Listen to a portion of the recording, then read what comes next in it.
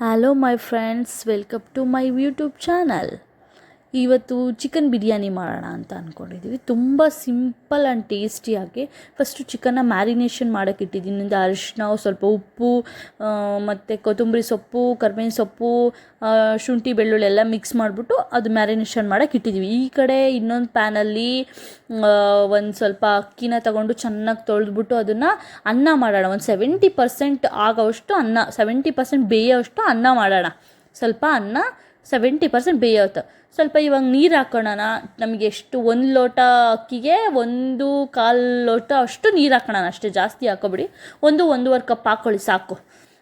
ಇವಾಗ ಸ್ವಲ್ಪ ಉಪ್ಪು ಹಾಕೋಣ. ನಮ್ಗೆ ರುಚಿಗೆ ಎಷ್ಟು ಬೇಕೋ ಅಷ್ಟು ಉಪ್ಪು ಹಾಕೊಳ್ಳೋಣ. ಉಪ್ಪು ಹಾಕ್ಕೊಂಡು ಈಗ ನೆಕ್ಸ್ಟು ಅದಕ್ಕೆ ಅದರೊಳಗಡೆ ಹಾಕೋಕ್ಕೆ ಏನೇನು ಬೇಕು ಅಂತ ನೋಡ್ಕೊಳ್ರಿ. ಏನೇನು ಈಗ ನಾನು ವೀಡಿಯೋದಲ್ಲಿ ತೋರಿಸ್ತಾ ಇದ್ದೆ ನೋಡ್ಕೊಂಡು ಅದನ್ನ ಸೈಡಿಗೆ ಎತ್ತಿಟ್ಕೊಳ್ಳಿ. ಈಗ ನೆಕ್ಸ್ಟು ತುಪ್ಪ ಹಾಕ್ಕೊಳ್ಳಿ. ಸ್ವಲ್ಪ ಅದು ಸ್ಟಿಕ್ಕಿಯಾಗಿರಬಾರ್ದು, ಅನ್ನ ಅಂಟಂಟಾಗಿರಬಾರ್ದು, ಉದುರಾಗಲಿ ಅಂತ. ಮತ್ತು ಫ್ಲೇವರ್ಗೋಸ್ಕರ 2 ಕಲ್ಲು ಹಾಕೋಣ. ನೆಕ್ಸ್ಟು ಅದಾದಮೇಲೆ ಚಕ್ರ ಮೊಗ್ಗು ಹಾಕೋಣ. ಅದಾದಮೇಲೆ ಚಕ್ಕೆ ಮತ್ತು ಏಲಕ್ಕಿ ಹಾಕೋಣ. ನೆಕ್ಸ್ಟು ನಮ್ಮ ಫೇವ್ರೆಟ್ ಪಲಾವ್ ಎಲೆನ ಹಾಕ್ಬಿಡೋಣ ಅದರೊಳಗಡೆ. ನೆಕ್ಸ್ಟ್ ಅದಾದಮೇಲೆ ಅದನ್ನು ಲಿಡ್ ಕ್ಲೋಸ್ ಮಾಡಿಬಿಟ್ಟು ಆ ಕಡೆ ಇಟ್ಬಿಡೋಣ, ಕುಕ್ಕರ್ನ ಕ್ಲೋಸ್ ಮಾಡಿಬಿಟ್ಟು. ನೆಕ್ಸ್ಟ್ ಅದಾದಮೇಲೆ ಸ್ವಲ್ಪ ಒಂದು 4-5 ಸ್ಪೂನಷ್ಟು ಎಣ್ಣೆ ಹಾಕೊಂಡು ನೆಕ್ಸ್ಟು ಸ್ವಲ್ಪ ಸೋಂಪು ಹಾಕೋಣ. ಮತ್ತು ನೆಕ್ಸ್ಟು ಚಕ್ಕೆ ಮತ್ತು ಏಲಕ್ಕಿ ಹಾಕೋಣ. ಹಾಕೊಂಡು ಸ್ವಲ್ಪ ಸಿಡಿಯೋಕ್ಕೆ, ಸ್ವಲ್ಪ ಅದರೊಳಗಡೆ ಸಿಡಿಯೋಕ್ಕೆ ಸ್ಟಾರ್ಟ್ ಆದ ತಕ್ಷಣ ನಾವು ಅದನ್ನು ನೆಕ್ಸ್ಟ್ ನಾವೇನು ಮ್ಯಾರಿನೇಷನ್ ಮಾಡಿ ಇಟ್ಟಿರ್ತೀವಲ್ಲ ಚಿಕನ್ನು, ಅದನ್ನು ಅದರೊಳಗಡೆ ಫುಲ್ ಹಾಕ್ಬಿಡೋಣ. ಮ್ಯಾರಿನೇಷನ್ ಮಾಡಿರೋವಂಥ ಚಿಕನ್ನ ಅದರೊಳಗಡೆ ಹಾಕ್ಬಿಡೋಣ. ಮ್ಯಾರಿನೇಟ್ ಮಾಡಿರೋಂಥ ಚಿಕನ್ನ ಒಂದು 20-30 ನಿಮಿಷ ಮ್ಯಾರಿನೇಷನ್ ಮಾಡಿ ಇಡಬೇಕು. ಸ್ವಲ್ಪ ಜ್ಯೂಸಿಯಾಗಿ ಬರಲಿ ಚಿಕನ್ ಅಂತ ಅಷ್ಟೇ. ಸ್ವಲ್ಪ ಉಪ್ಪು ಖಾರ ಎಲ್ಲ ಚೆನ್ನಾಗಿ ಹಿಡೀಲಿ ಅಂತ ಚಿಕನ್ಗೆ ಅದಕ್ಕೋಸ್ಕರ ಆ ಥರ ಮಾಡಬೇಕು ಅಂತ ನನ್ನ ಅನಿಸಿಕೆ. ಒಂದು 20 ನಿಮಿಷ ಆದರೆ ಸಾಕು. ಅದನ್ನು ಚೆನ್ನಾಗಿ ತಿರುಗ್ಸೋಣ. ಬಿಕಾಸ್ ಅದು ಕೆಳಗಡೆ ತಳ ಹತ್ತಬಾರ್ದಲ್ಲ, ತಳ ಹಿಡಿಬಾರ್ದಲ್ವ, ಅದಕ್ಕೋಸ್ಕರ ಚಿಕನ್ ಹಾಕಿದ ತಕ್ಷಣ ಚೆನ್ನಾಗಿ ತಿರುಗಿಸ್ಬೇಕು. ಎಣ್ಣೆ ಇದ್ರೂ ತಳ ಹಿಡಿಯೋ ಚಾನ್ಸಸ್ ಜಾಸ್ತಿ ಇರುತ್ತೆ. ನೆಕ್ಸ್ಟು ಇನ್ನು ತಿರುಗಿಸ್ತಾ ಇರಬೇಕು. ನೋಡಿ ವೀಡಿಯೋದಲ್ಲಿ ತೋರಿಸಿರೋ ಥರ ತಿರುಗಿಸ್ತಾ ಇರೋಣ.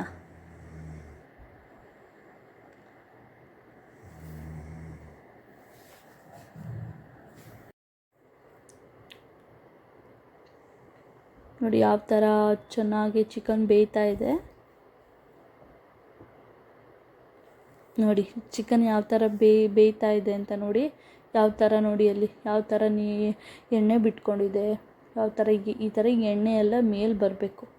ಆ ಥರ ನೀಟಾಗಿ ಚಿಕನ್ ಎಲ್ಲ ದುಂಡುಗಾಗೋ ಥರ ನೀಟಾಗಿ ಬೇಯಿಸ್ಕೋಬೇಕು. ಚಿಕನ್ನ ಚೆನ್ನಾಗಿ ಬೇಯಿಸ್ಕೋಬೇಕು. ಫುಲ್ಲು ಚೆನ್ನಾಗಿ ಬೇಯಿಸ್ಕೋಬೇಕು. ಈ ರುಬ್ಬಿರೋ ಮಿಶ್ರಣ ಏನಪ್ಪ ಅಂದರೆ ಸ್ವಲ್ಪ ಕೊತ್ತಂಬರಿ ಸೊಪ್ಪು ಮತ್ತು ಸ್ವಲ್ಪ ಕರಿಬೇವಿನ ಸೊಪ್ಪು ಮತ್ತು ಪುದೀನ ಸೊಪ್ಪನ್ನ ನಾವು ರುಬ್ಕೊಂಡು ಇಟ್ಕೊಂಡಿದ್ದೀವಿ. ರುಬ್ಕೊಂಡಿರೋದನ್ನು ಇವಾಗ ಇದರೊಳಗಡೆ ಹಾಕಿ ಮಿಕ್ಸ್ ಮಾಡಬೇಕು. ನೀಟಾಗಿ ಮಿಕ್ಸ್ ಮಾಡಬೇಕು. ನೀಟಾಗಿ ಅದೇನು ಹಸಿ ವಾಸನೆ ಬರದೇ ಇರೋ ಥರ ನೀಟಾಗಿ ಮಿಕ್ಸ್ ಮಾಡಬೇಕು. ಚಿಕನ್ ಎಣ್ಣೆ ಬಿಟ್ಕೊಂಡ್ಮೇಲೆ ಇದನ್ನು ಈ ಮಿಶ್ರಣನ ಹಾಕಬೇಕು. ಮಿಶ್ರಣ ಹಾಕ್ಬಿಟ್ಟು ಚೆನ್ನಾಗೆ ನಾವು ತಿರುಗಿಸ್ಬೇಕು. ಎಷ್ಟು ಸಾಧ್ಯನೋ ಅಷ್ಟು ಈಸಿಯಾಗಿ ಬಿರಿಯಾನಿನ ಮನೆಯಲ್ಲಿ ಒಳ್ಳೆ ರೆಸ್ಟೋರೆಂಟ್ ಸ್ಟೈಲಲ್ಲಿ ಒಳ್ಳೆ ಸೂಪರಾಗೆ ನಾವು ಮಾಡ್ಕೊಳ್ಳೋದು ವಿಧಾನ ನಾನು ನಮ್ಮ ಮನೇಲಿ ಮಾಡೋ ವಿಧಾನ ಹೀಗೇ. ನೀವು ಮಾಡ್ಕೊಳ್ಳಿ, ಚೆನ್ನಾಗಿರುತ್ತೆ. ನೆಕ್ಸ್ಟ್ ಇವಾಗ ಅನ್ನ ಬೇಕಿಟ್ಟಿದ್ವಲ್ಲ, ಆ ಅನ್ನ ಆಗಿದೆ.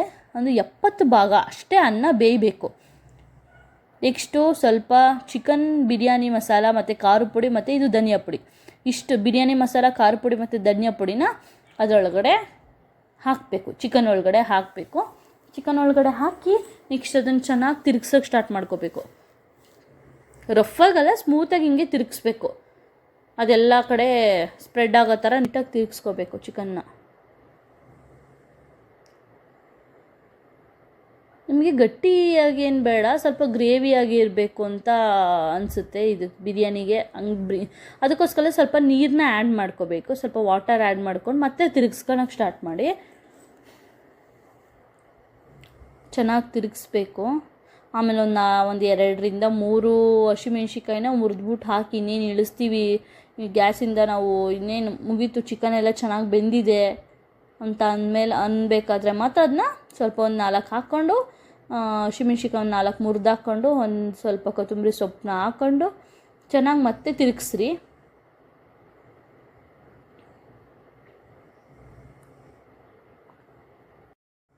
ಈ ಕಡೆ ದಮ್ ಕಟ್ಟಕ್ಕೆ ರೆಡಿ ಮಾಡ್ಕೊಳ್ಳೋಣ. ಒಂದು ಹಂಚು ಇಟ್ಕೊಳ್ಳೋಣ ಗ್ಯಾಸ್ ಮೇಲೆ. ಅದನ್ನು ಫಸ್ಟಿಗೆ ಕಾಯಕ್ಕೆ ಇಟ್ಕೊಂಬಿಡೋಣ. ಈ ಕಡೆ ನೋಡಿದರೆ ಈ ಕಡೆ ಇನ್ನೊಂದು ಸ್ವಲ್ಪ ಚಿಕನ್ ಎಲ್ಲ ಫುಲ್ ಗ್ರೇವಿ ಎಲ್ಲ ಆಗಿದೆಯಲ್ಲ, ಅದನ್ನು ಒಂದು ಕಡೆ ನಾವು ಎಷ್ಟು ಬೇಕೋ ಅಷ್ಟು ತಳಕ್ಕೆ ಹಾಕ್ಕೊಂಡು ಇನ್ನೊಂದು ಬಟ್ಲಲ್ಲಿ ಎತ್ತಿಟ್ಕೊಳ್ಳೋಣ. ನಮ್ಗೆ ಆಮೇಲೆ ಬೇಕು, ಎತ್ತಿಟ್ಕೊಂಬಿಡೋಣ ಫಸ್ಟು ಏನೇನು ಬೇಕೋ. ಈ ಕಡೆ ಇದಕ್ಕೆ 70 ಭಾಗ ಬೆಂದಿರೋಂಥ ಅನ್ನನ ಒಂದು ಲೇಯರ್ನ ಫಸ್ಟ್ ಹಾಕ್ಬಿಡೋಣ. ಒಂದು ಲೇಯರ್ನ, ಯಾಕಂದರೆ ಈಗ ದಮ್ ಕಟ್ಟಬೇಕಲ್ವ ನಾವು. ಒಂದು ಲೇಯರ್ ಫುಲ್ ನಮಗೆ ಎಷ್ಟು ಕನ್ವೀನಿಯೆಂಟ್, ನಮಗೆ ಎಷ್ಟು ಬೇಕೋ ಅಷ್ಟು ಒಂದು ಲೇಯರ್ನ ನಾವು ಹಾಕ್ಕೊಂಬಿಡ್ಬೇಕು. ಎಷ್ಟು ಸಿಂಪಲ್ಲಾಗಿ ಎಷ್ಟು ರುಚಿಯಾಗಿರುತ್ತೆ. ಒಂದ್ಸಲ ನೀವೇ ಮನೇಲಿ ಮಾಡ್ಕೊಂಡು ಟ್ರೈ ಮಾಡಿ. ತುಂಬ ಟೇಸ್ಟಿಯಾಗಿ ತುಂಬ ಚೆನ್ನಾಗಿ ಬರುತ್ತೆ. ಒಂಥರ ತುಂಬ ತಿನ್ನಬೇಕಪ್ಪ, ಇನ್ನೊಂದು ಸಲ ಮಾಡ್ಕೊಂಡು ತಿನ್ನಬೇಕು ಅನ್ನೋ ಥರ ತುಂಬ ಚೆನ್ನಾಗಿರುತ್ತೆ. ಮನೇಲಿ ಟ್ರೈ ಮಾಡಿ. ಮತ್ತು ನಮ್ಮ ನೆಕ್ಸ್ಟ್ ಒಳ್ಳೆ ಪ್ರಯತ್ನ. ಒಂದು ಲೇಯರ್ ಫುಲ್ ಅನ್ನನ ಕರೆಕ್ಟಾಗಿ ಹಾಕ್ಕೊಳ್ಳಿ.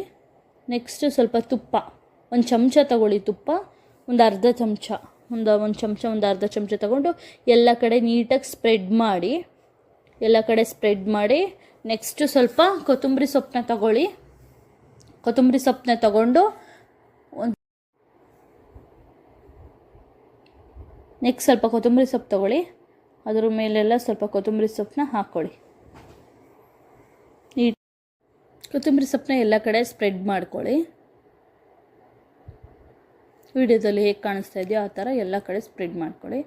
ನೆಕ್ಸ್ಟು ಆಗಲೇ ಇನ್ನೊಂದು ಬೌಲು ನಾವು ಚಿಕನ್ ಗ್ರೇವಿನ ಉಳಿಸ್ಕೊಂಡಿದ್ವಲ್ಲ, ಅದನ್ನು ಎಲ್ಲ ಕಡೆ ಮತ್ತೆ ಒಂದು ಲೇಯರ್ ಫುಲ್ಲು ಚಿಕನ್ ಗ್ರೇವಿನ ಫುಲ್ ಎಲ್ಲ ಕಡೆ ಸ್ಪ್ರೆಡ್ ಮಾಡ್ಕೊಳ್ಳಿ.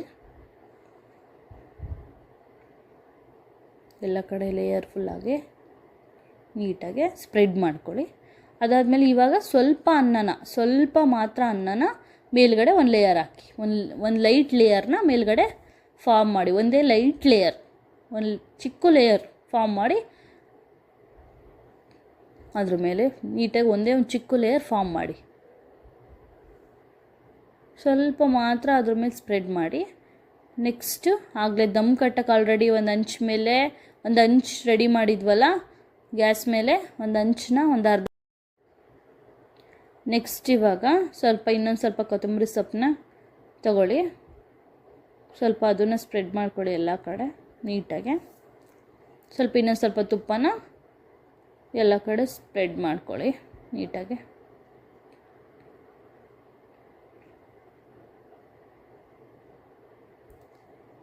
ನೆಕ್ಸ್ಟ್ ಅದಕ್ಕೆ ಅದ್ರ ಲಿಡ್ನ ಮೇಲ್ಗಡೆ ಕ್ಲೋಸ್ ಮಾಡಿಬಿಟ್ಟು ಆವಾಗಲೇ ದಮ್ ಕಟ್ಟಕ್ಕೆ ಅಂತ ಒಂದು ಹಂಚಿಟ್ಟಿದ್ವಲ್ಲ ಅದ್ರ ಮೇಲ್ಗಡೆ ಇಟ್ಟು ಗ್ಯಾಸ್ನ ಫುಲ್ ಕಮ್ಮಿ ಮಾಡಿಬಿಡಿ. ಲೋ ಫ್ಲೇಮ್ ಫುಲ್ ಕಮ್ಮಿ ಮಾಡಿಬಿಟ್ಟು ಅದ್ರ ಮೇಲ್ಗಡೆ ಒಂದು ಯಾವುದಾದ್ರು ನಾವು ನೀರಿನ ಪಾತ್ರೆನೋ ಏನಾದ್ರು ಇಡ್ಬೋದು. ಆದರೆ ನಾವು ಇದನ್ನ ಇಟ್ಟಿದ್ದೀವಿ, ಕುಟ್ಟಣಿಕೆನ. ಆ ಕುಟ್ಟಣಿಕೆ ಅಂದರೆ ವಜೆ ಇರಲಿ, ಸ್ವಲ್ಪ ಭಾರ ಇರಲಿ, ಯಾವ ಕಡೆನೂ ಏರ್ ಔಟ್ ಆಗದೆ ಇರಲಿ ಅಂತ. ನೆಕ್ಸ್ಟ್ ನೋಡಿ ಅದನ್ನೆಲ್ಲ ತೆಗೆದು ನೀಟಾಗಿ ಒಂದು 20 ನಿಮಿಷ ಬಿಟ್ಟ ಮೇಲೆ ನೀಟಾಗೆ ಎಲ್ಲ ಮಿಕ್ಸ್ ಮಾಡಬೇಕು. ಒಂದು 15-20 ನಿಮಿಷ ಬಿಡಿ.